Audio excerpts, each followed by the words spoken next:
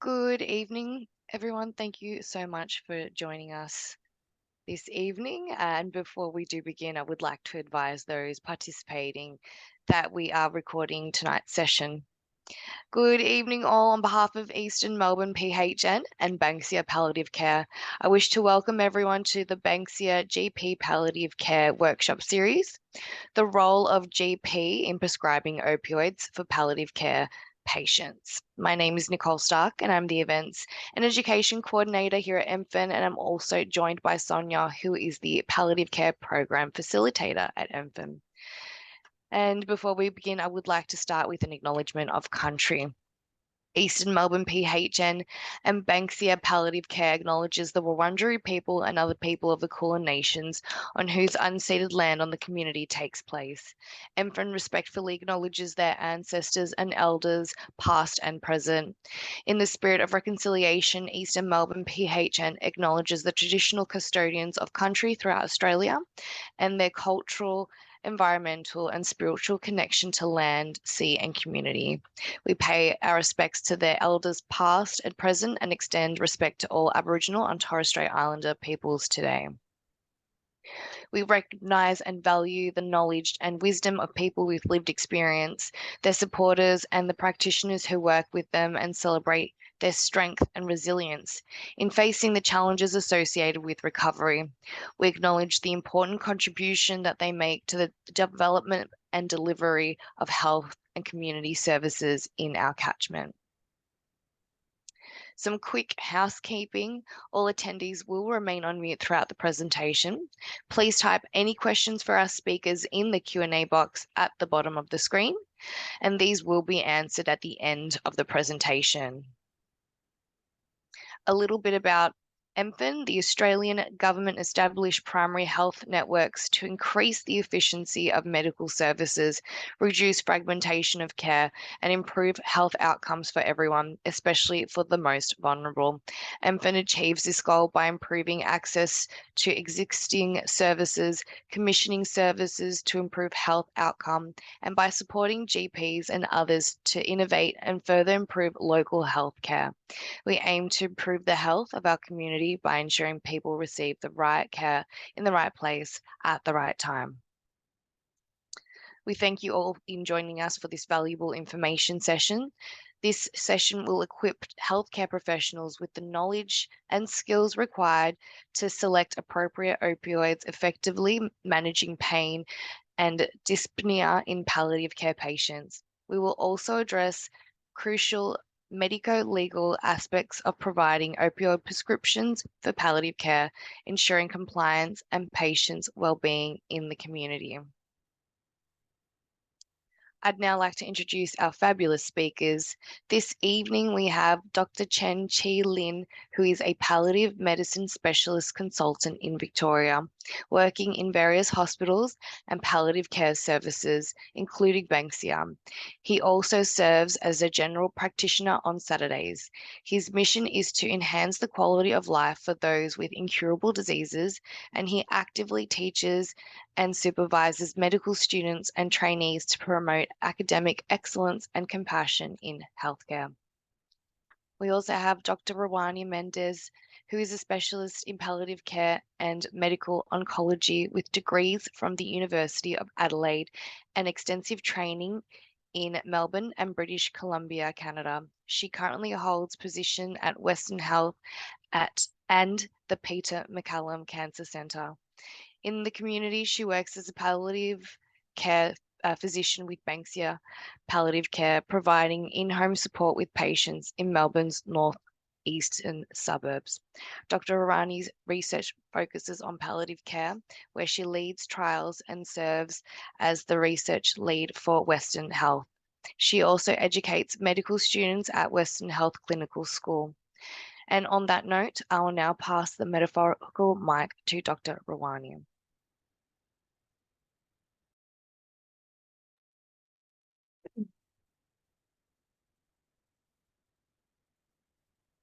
Can you see my screen? Not yet.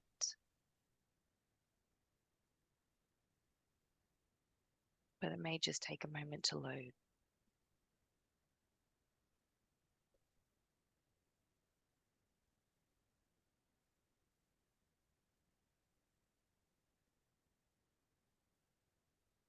Working now? No? Not yet.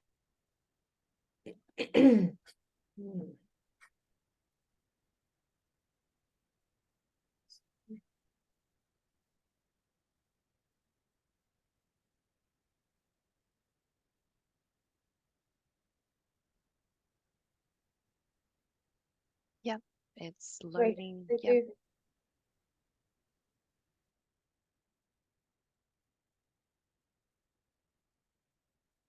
Still loading or done? done. Ah, great. Thank you, everyone. And thank you for that fantastic introduction. Thank you for joining us at this time. It's late in the day, but I hope I can make it quick and efficient and tell you something about prescribing opioids in palliative care. Now, opioids, they are a very big topic. We can talk all day on opioids.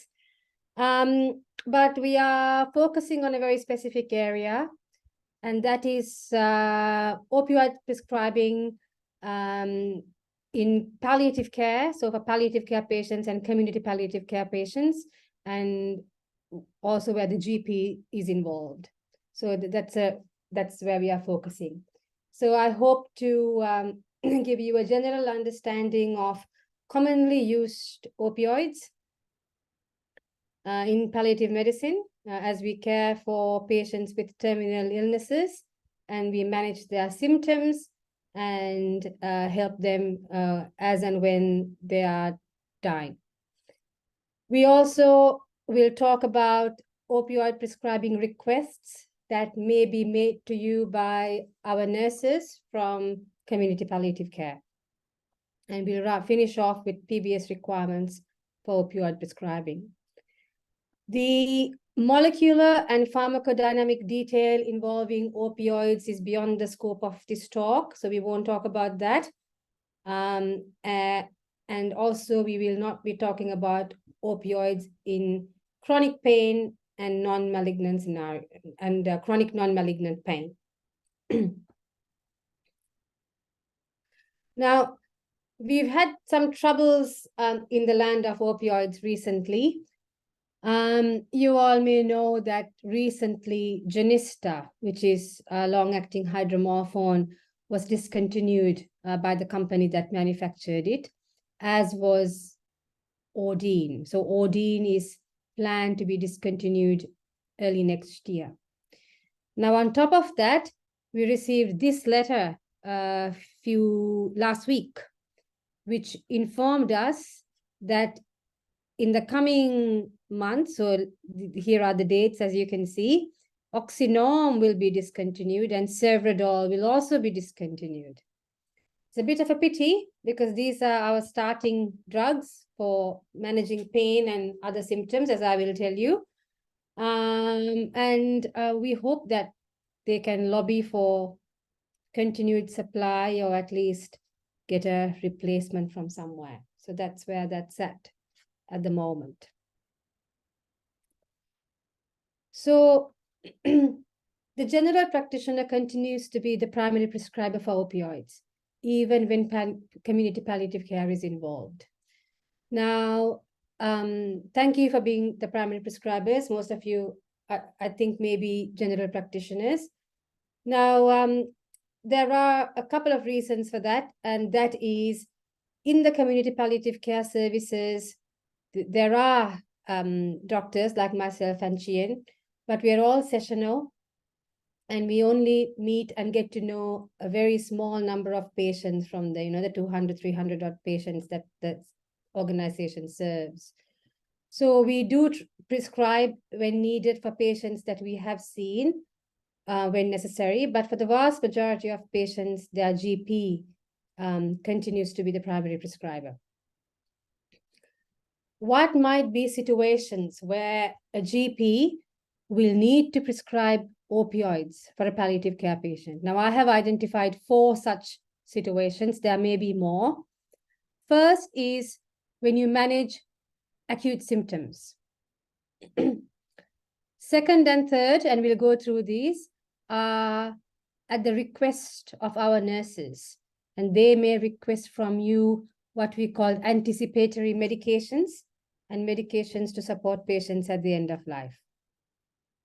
The fourth scenario is when you have to provide ongoing prescriptions for patients' regular opioids. So we'll start off with symptom management. So as GPs, the two common symptoms you'll be prescribing opioids for pain. So this is predominantly cancer-related pain and for shortness of breath. Now, shortness of breath in the palliative setting will be may be cancer-related, so lung cancer, malignant effusions, lymphangitis, and also from progressive chronic lung disease. So that's things like COPD, lung fibrosis, and things like that.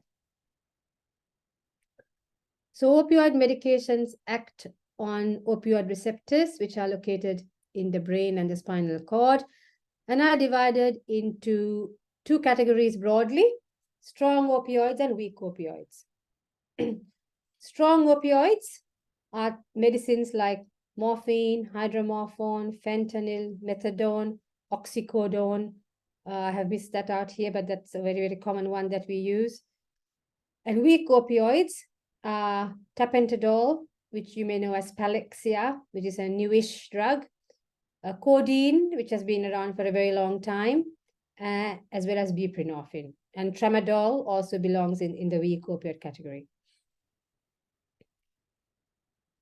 Opioids in managing cancer pain. So it's an old study now. About 10 years ago, there was a review that came out of the European Society of Palliative Medicine, where they did a study of the use of opioids in managing cancer pain. And the consensus was that the use of strong opioids in small doses was preferred over weak opioids to manage cancer pain. So if someone has cancer-related pain, the preference would be to start a small dose of MS-Contin or morphine or a small dose of oxycodone rather than start with buprenorphine or Palexia or one of those drugs. There's this concept, as you may already know, of a background dose and breakthrough doses to supplement breakthrough episodes of pain. The background dose will be a long-acting formulation of your chosen drug or slow release. You may know it as a slow release formulation, which we would give daily or twice a daily, or we would give in patch form. And then the breakthrough doses would be the immediate release formulation, usually about 6th or 10th. And if you look at particular guidelines, it might even say a 12th of the daily dose. We try to use the same molecule where possible. So if you are using MS-Contin or long-acting morphine as the background, we try to use short-acting or immediate release morphine for breakthrough. Try to keep it the same.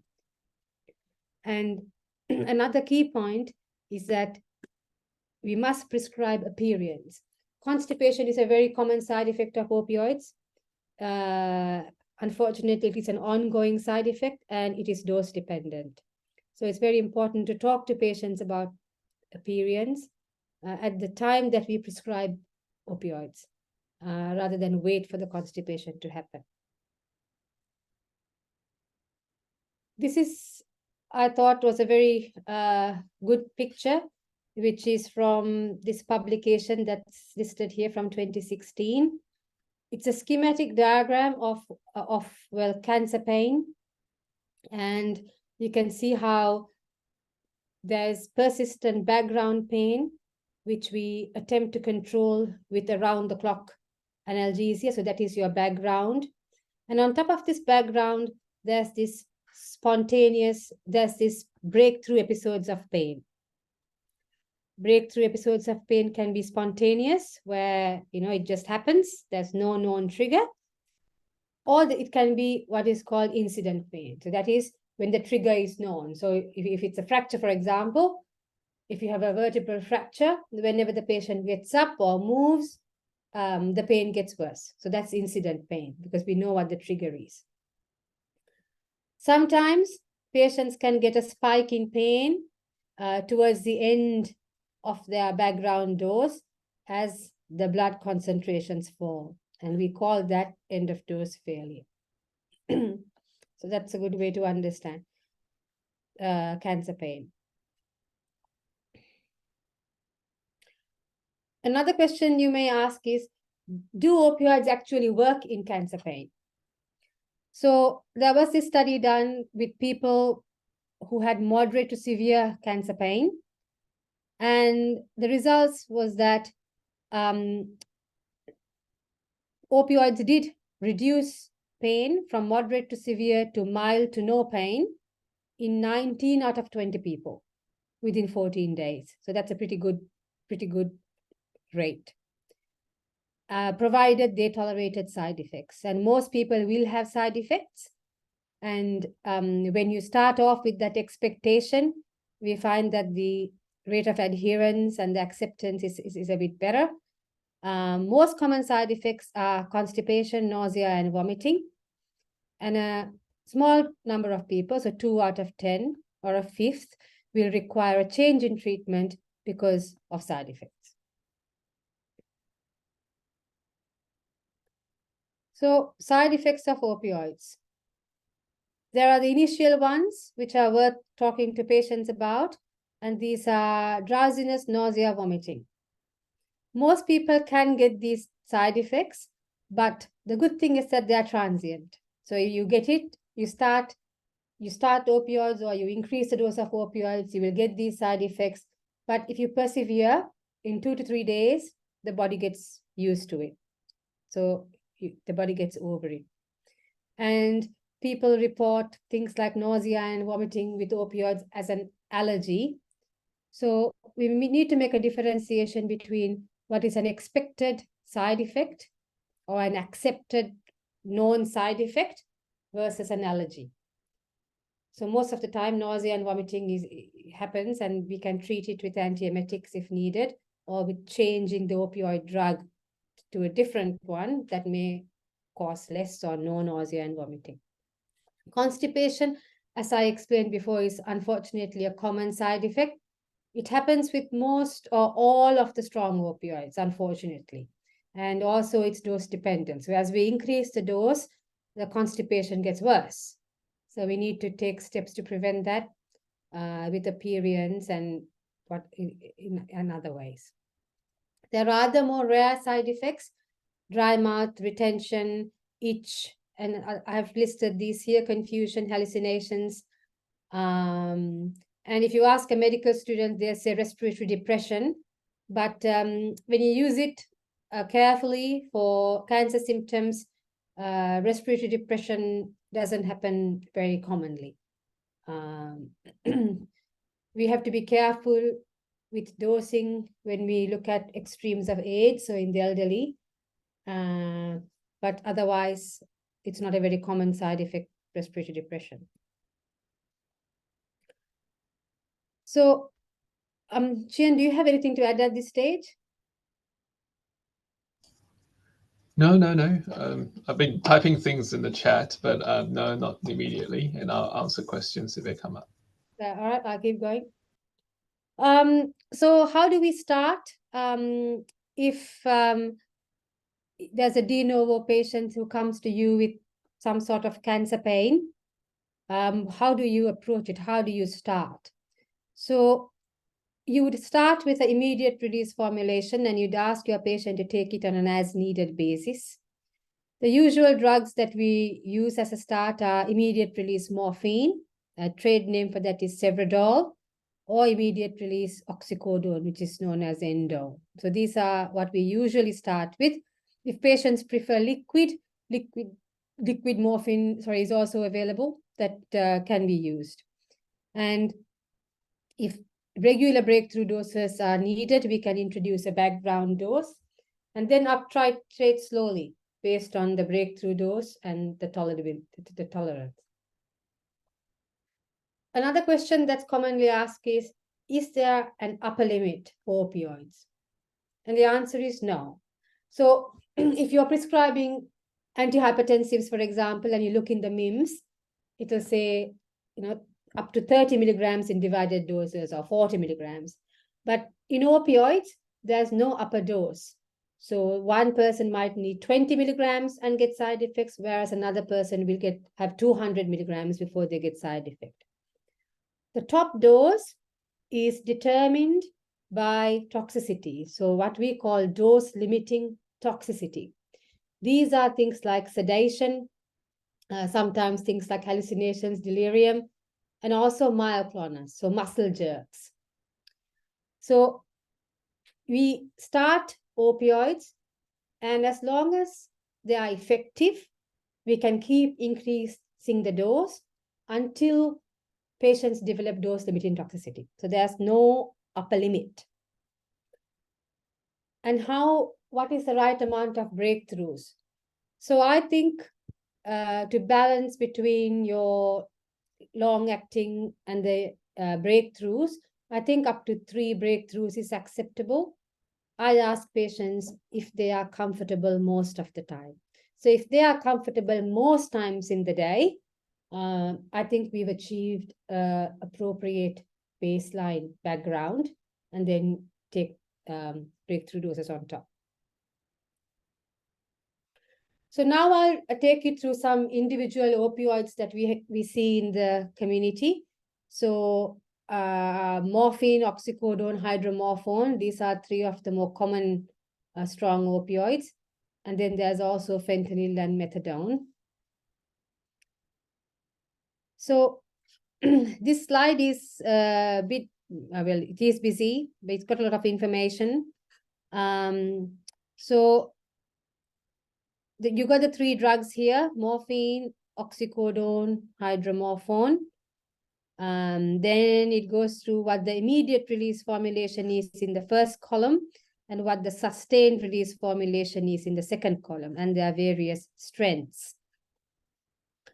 You can see from the first column that all these drugs are metabolized in the liver. So morphine is metabolized in the liver, oxycodone is metabolized in the liver, as is hydromorphone.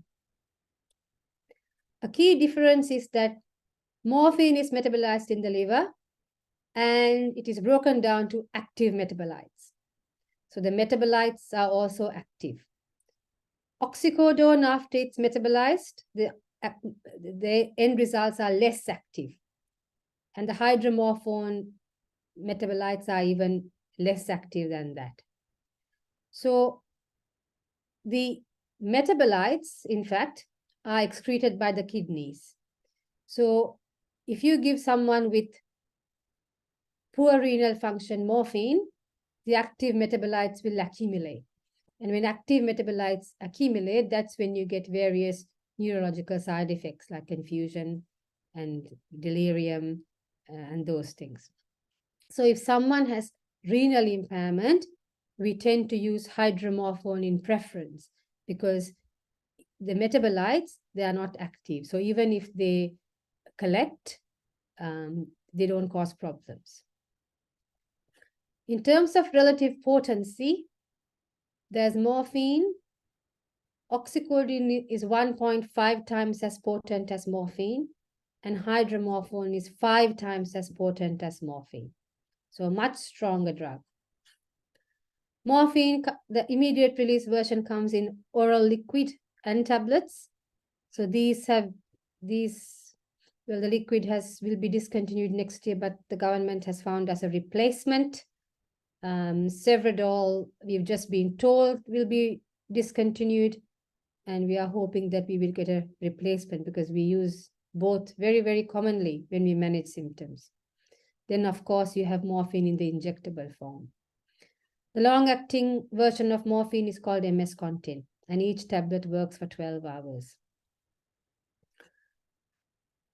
Oxycodone immediate release is known as Endone and Oxynorm, which you might be familiar with. Also come in liquid, and there are also injectable forms which we don't use very often, but it is available.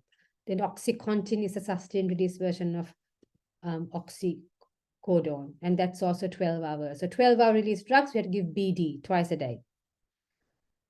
Hydromorphone comes in immediate release tablets. It's called Dilaudid. It comes in oral liquid.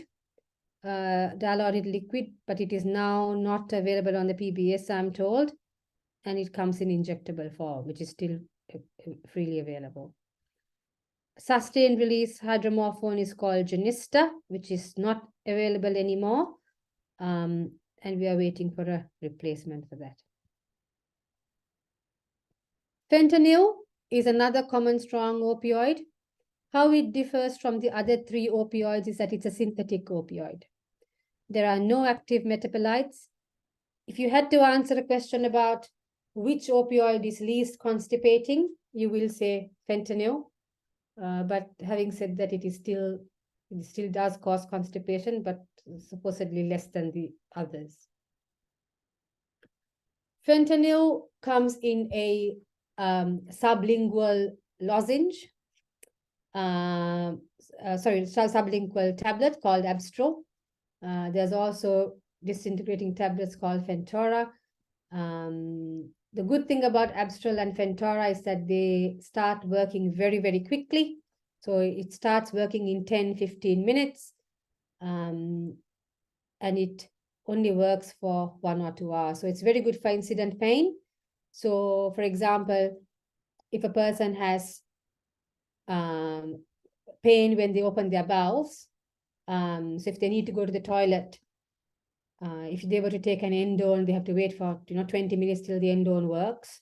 But the Abstral, if they take it, it will start working in 10 minutes.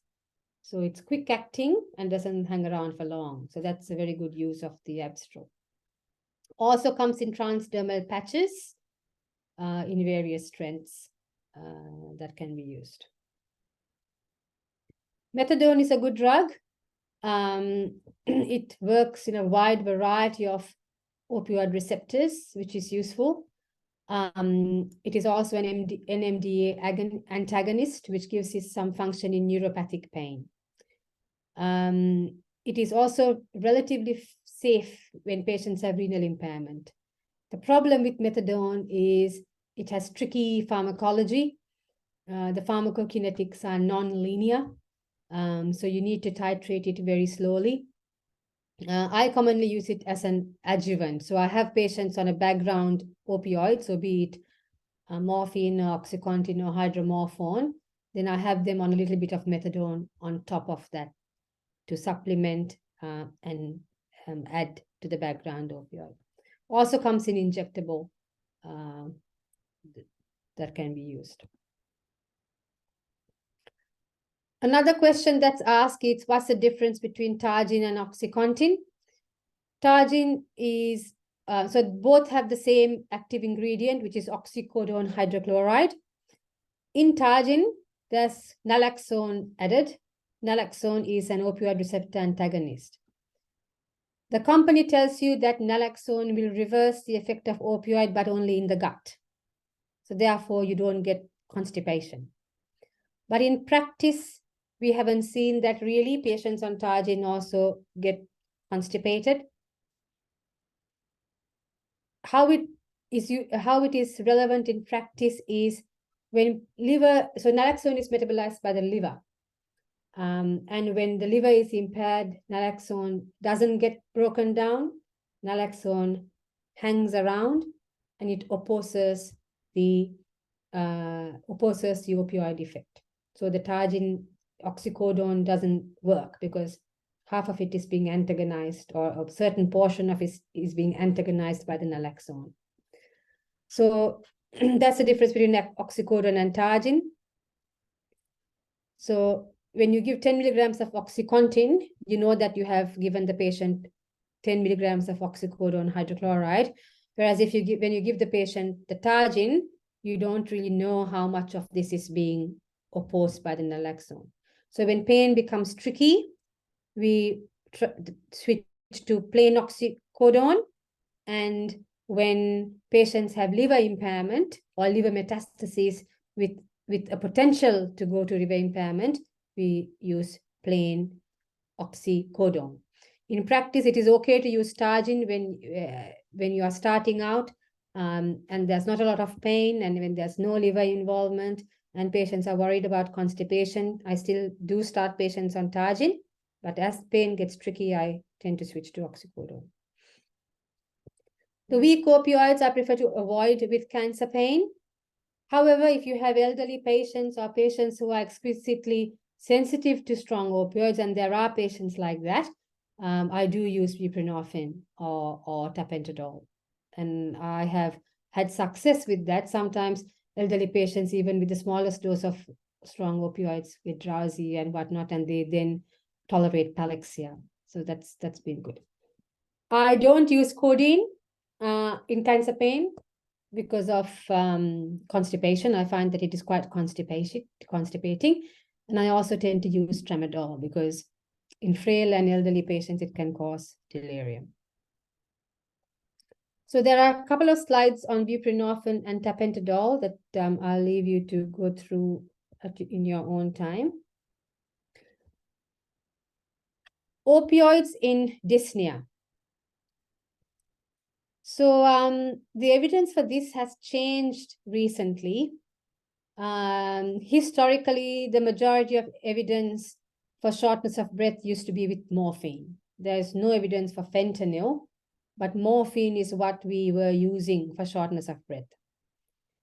Current evidence shows that there is a reduction in overall breathlessness with the use of long-acting morphine, up to 40 milligrams a day, and not beyond that.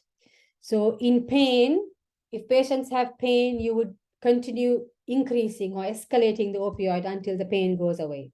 Not the same for dyspnea. For dyspnea, if a patient is on 40 milligrams, and some people will even say 30, and the dyspnea is, and that's all you'll get. So if you wouldn't increase beyond that for dyspnea. Capanol is on the PBS, which is for management of breathlessness. Historically, we've been using Ordine. So if you look at the studies now, there has been a couple of studies that have not supported the use of Ordine to treat or palliate dyspnea. But in practice, we still use it. Patients say that it helps.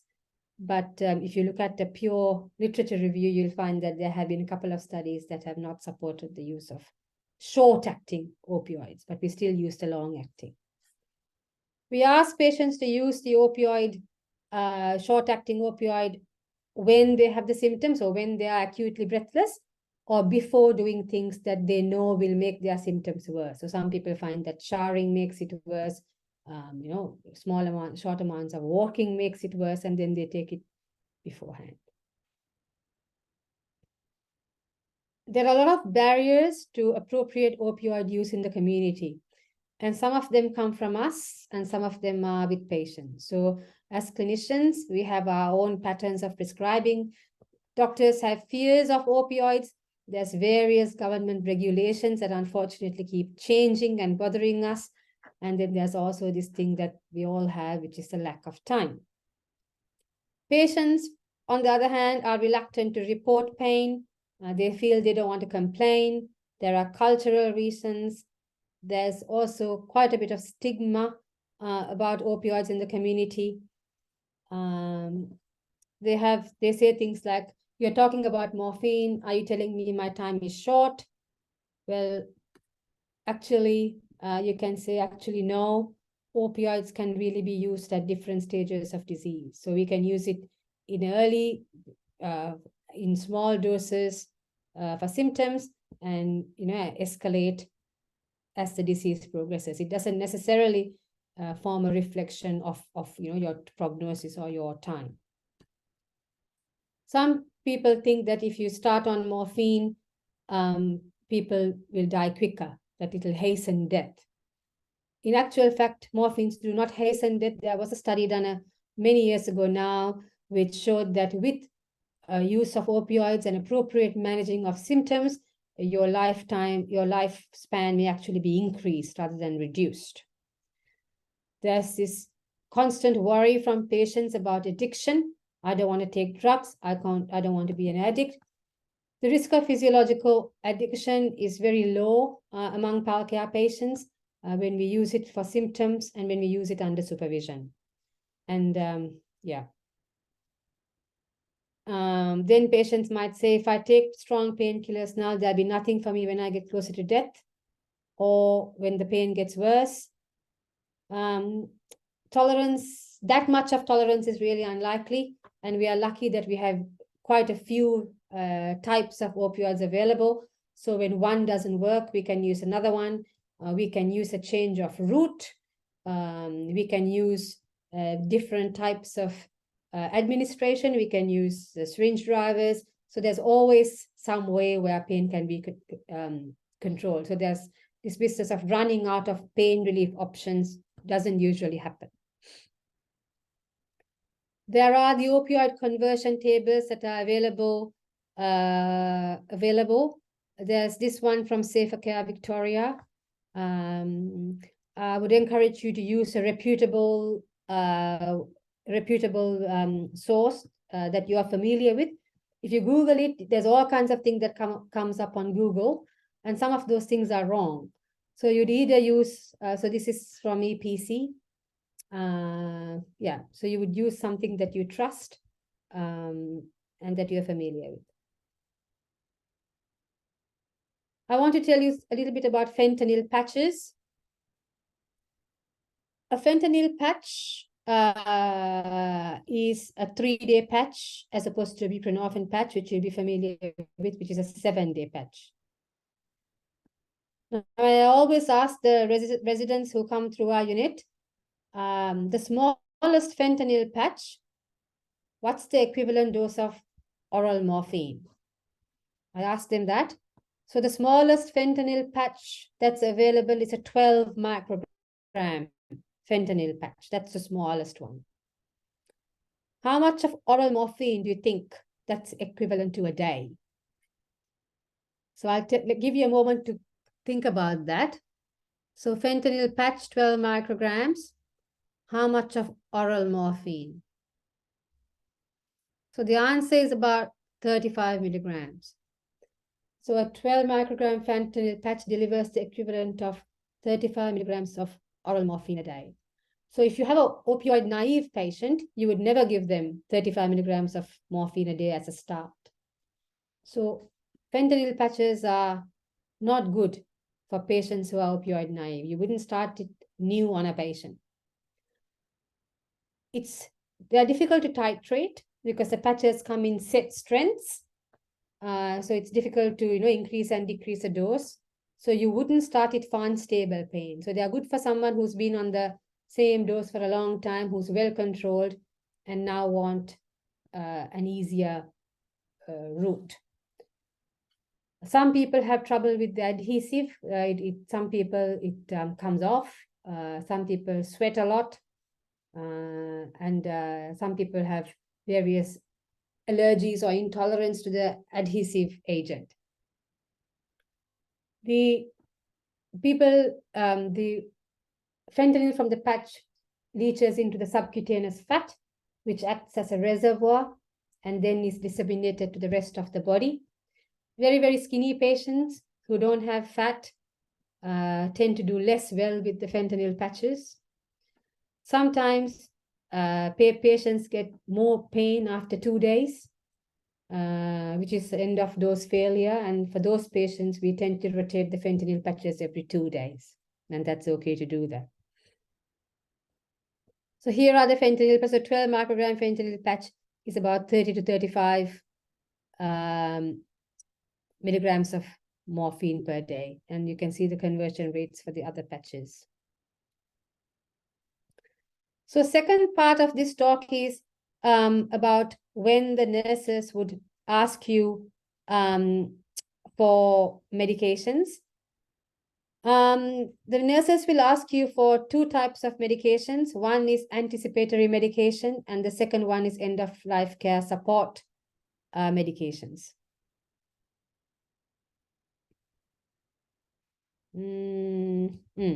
So I'll start off. So what are anticipatory medications? In community palliative care, we look after patients who are very sick with very advanced diseases. Most of the time they have cancer, and cancer symptoms are very dynamic and they can be unpredictable. And the priority when we care for these patients, or the goal of care, is to keep them comfortable. So symptoms can flare at any time. It can be after hours or on the weekend. And what we like to do is we like to have some injectable medicine for common palliative care symptoms, for pain, nausea, something injectable available in their homes. So if the patient calls and says, oh, I've got lots of pain, the nurse will attend. The nurses don't carry medicine with them. They go to the patient's home and they can administer whatever the patient has at hand. So this is the rationale behind having what we call anticipatory medications. It will keep the patient comfortable while we work out what to do. So what to do might be contact you for escalation of their background meds. It might be send them to a palliative care unit. It might be send one of us, one of the palliative care physicians, to their home. It might be send them to emergency. So while we work out what to do with them, it gives the nurses something to keep the patients comfortable. So that's how anticipatory medication works. So the nurses will send you a letter like this with telling you what the symptom is and what medicine that they might think that would be suitable. And if you agree, you would fill this form with the breakthrough orders, and then you will fax it back to us. Then there is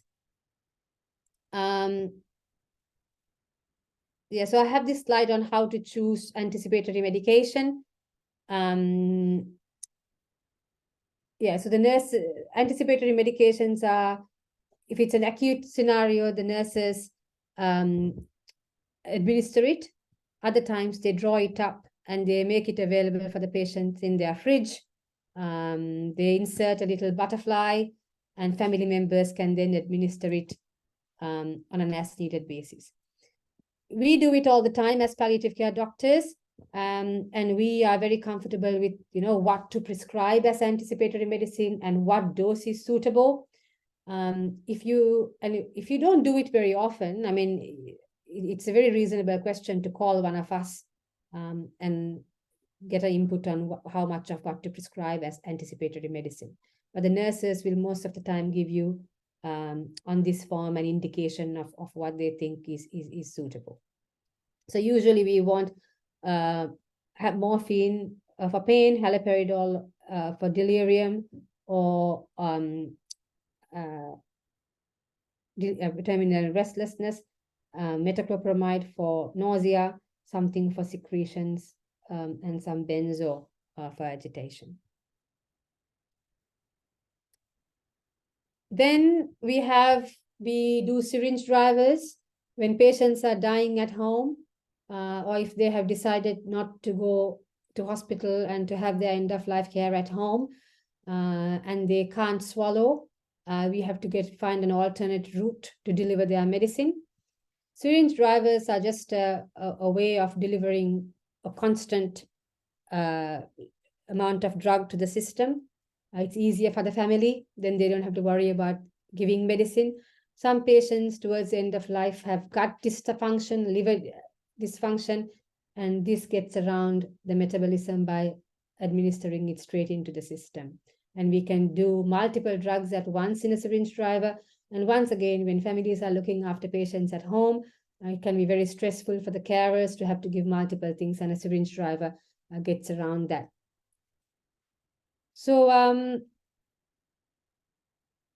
the nurses will, for example, if there's a patient on 60 milligrams BD of MS Contin a day, that is 120 milligrams of MS Contin, how much would you put in a syringe driver? You would convert the 120 milligrams to subcut, which will be a third of that, so 40 milligrams. So this patient, Eve, will need a syringe driver, which will deliver 40 milligrams of morphine over 24 hours. So similarly, this patient, John, who's on a 37 microgram fentanyl patch. So if you go back to the fentanyl patch, you will see that the 37 patch is about 90 milligrams of oral morphine. So not to make oral morphine subcut, you'll divide by 3. which will be 30, and this patient will then need 30 milligrams of morphine in a day to deliver this dose of opioid in a syringe driver. So once again, the calculations, if they are tricky, or if it's just because you don't do it, if you may not be doing it very often, I do it this all the time. So if you call and ask, we'll be more than happy to help with such things. And the last bit of this talk is the ongoing prescribing of patients opioid. As I said before, the general practitioner remains the primary prescriber.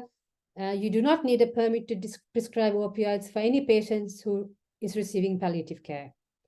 Current PBS rules will allow for 1 month supply of the patient's medicine with a call to the PBS number, or you can get an authority now via PRODA.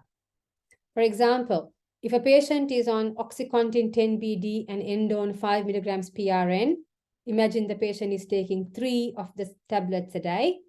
This patient can have 56 tablets of OxyContin, and 60 tablets of endone prescribed each month by calling the PBS number.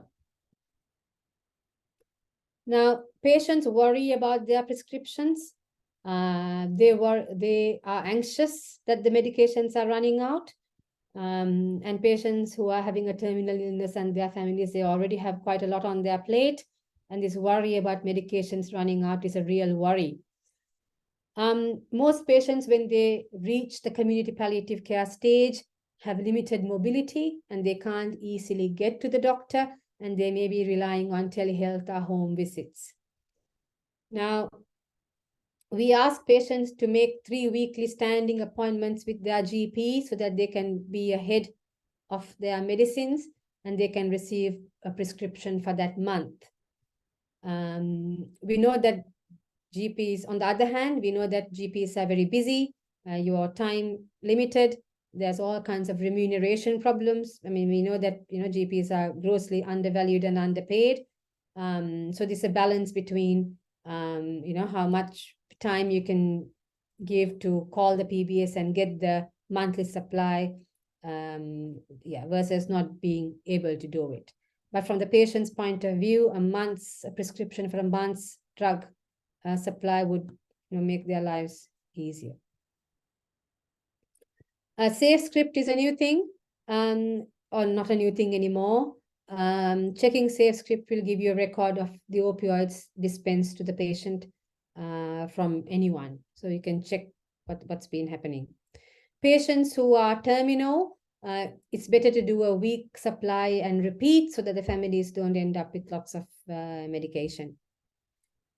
If you look at the palliative care section of the PBS, it has streamlined authorities for increased quantities of some drugs, which will save you a call, especially for injectable morphine and hydromorphone.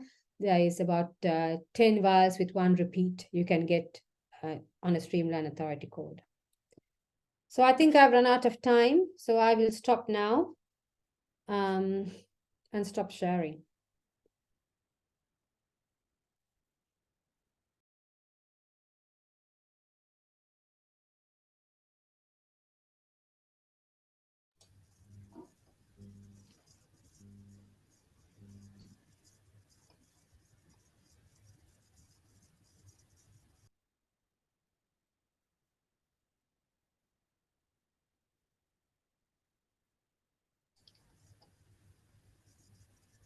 So, Crystal, were you going to do the health pathway side? I certainly am. Sorry about that. I'm just trying to find my correct screen. My apologies. There we go. Are we working okay there?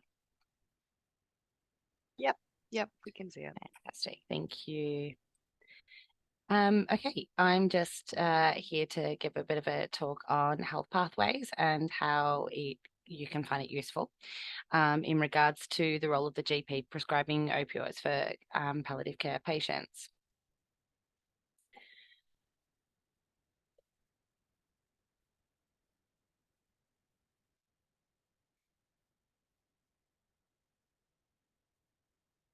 Sorry, it's We're a little bit slow today. I sincerely apologize.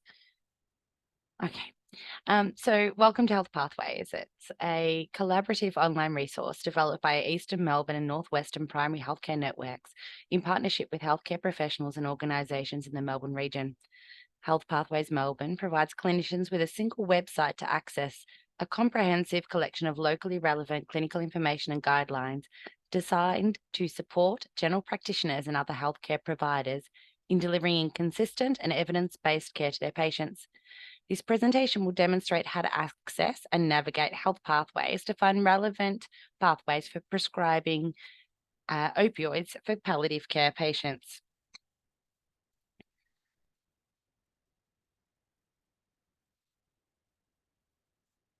Okay. And I thought it would be easier just to have this running in the background.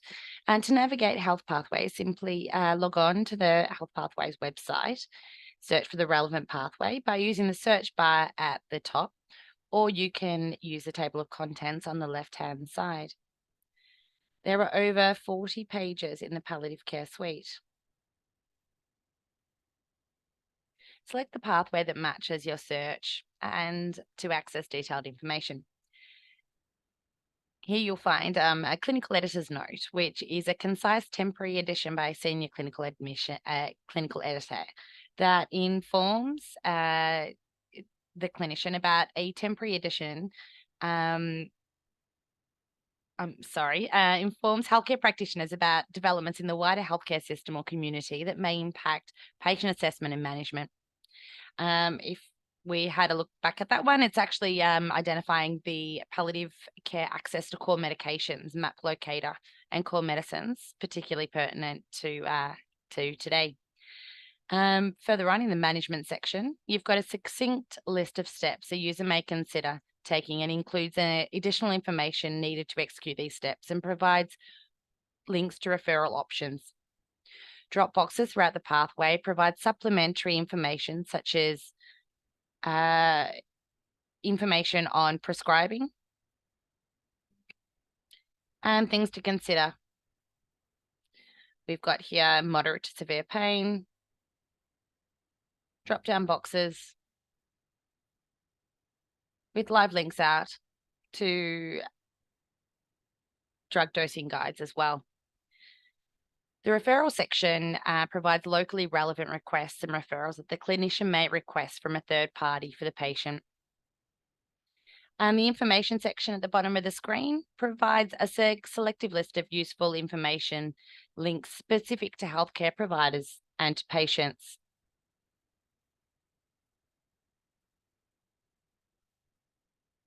As previously mentioned, there are about over 40 palliative care pages available on Health Pathways, which include clinical, referral, and resource pages. Here you can find a list of relative pathways for prescribing opioids for palliative care patients, including palliative care medications and general palliative care guidance and assessment. Continuing on, this slide will provide a list of relevant and related pathways for symptom control, local community palliative care providers, emergency and palliative care service referrals. To access Health Pathways, go to the website address and log in. Health Pathways is available to general practitioners and teams with other clinicians in the Eastern Melbourne PHN and Northwestern Melbourne PHN catchments. If you don't have access yet, you can click on the register button, which brings you up to an online form, or you can scan the QR code you can see on your screen. We can also organize automatic login so you can access Health Pathways without a username and password. Thank you.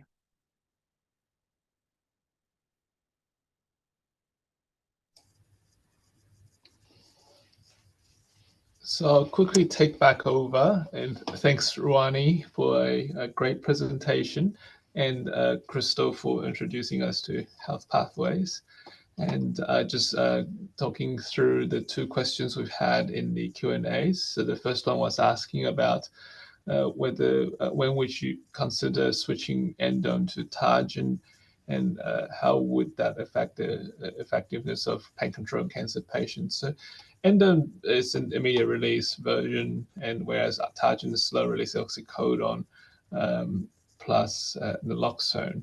So, so to speak, we use them together in that I often talk to the patients about how the background pain relief is more like a preventer.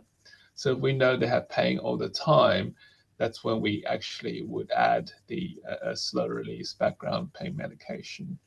We always start with the immediate release formulation, and which endone is the oxycodone version. And because they're better tolerated, they don't accumulate as much. And if they do cause some side effects, they'll be out of the system quicker as well. So, so once we confirm they require regular doses of immediate release opioids, that's usually when we then introduce slow release background opioids. In terms of so second question was in terms of fentanyl patches are not good for someone with low BMI, which is true, but practically it's not a huge issue because of course we can just use more if it's less effective. Saying that though, because it does take time to work out the dose of the patch because there's loading time. And if someone who can't take oral medications and doesn't have time because they may be dying, or if we really need to rapidly get the symptom under control, then we often would start with an infusion, so subcutaneous infusion. Once we get the dose right, perhaps then convert it back to a patch. So, and oral sort of sits in between because if they're tolerated, they load quicker and we can titrate it slightly quicker. And so that's the two questions in the chat so far. I did want to quickly add that although safe scripts and permits are not mandatory for patients requiring opioids for cancer pain and palliative care, they are required if they're identified as opioid-dependent individuals. And that also prescribing methadone, you do not need the methadone license to use it for pain or palliative care pain management purposes. But because the pharmacokinetics is quite complex, so definitely good to talk to one of us or talk to the community health care services. With that, I just want to quickly share some information about the referring to community palliative care. So if you're in the Banksia catchment, then you can just come to our website and to make the referral. But if you're not in the Banksia catchment, so if you're in other LGAs, then you can go to Palliative Care Victoria website and you can search for, put in the patient's postcode and search for which community service cares for your patient. So your patient's postcode, so not your clinic's postcode, but your patient's home address postcode. And then you can make that referral. Saying that though, if you make the referral to a different service, we'll redirect it to the one in the catchment. And there's always, as a bonus, there's always clinical trials that patients are on or would like to access. So that you can get that through Banksia Palliative Care as well. So I'll just close that now and hand back over to Nicole. Thank you so much. I'll just quickly share my screen.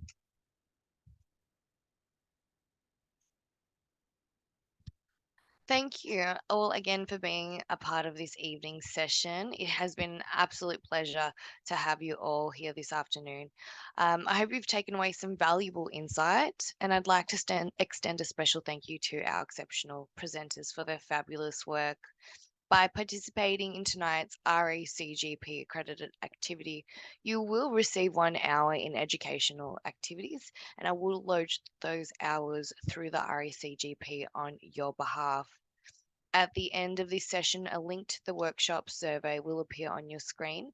Please do take a moment to fill in the event survey for your accreditation and to provide valuable feedback so that we can further improve these education sessions. Your responses are greatly appreciated. Please also take a moment to check out other upcoming infant education events by scanning the QR code on your screen. It will take you directly to our infant events page on the website, where you'll be able to find more information about what other education workshops we have coming up. There will be a follow-up email that everyone will receive, which will include a copy of tonight's presentations, in addition to other relevant resources, including links to the other education webinar recordings in the 5-part Palliative Care in the Community series. You will also receive your certificate within the next 4 weeks of this session, and that will come from MFIM. Thank you all for your time this evening and your attention. That is all from us, and we hope you have a wonderful rest of the night. Thank you all.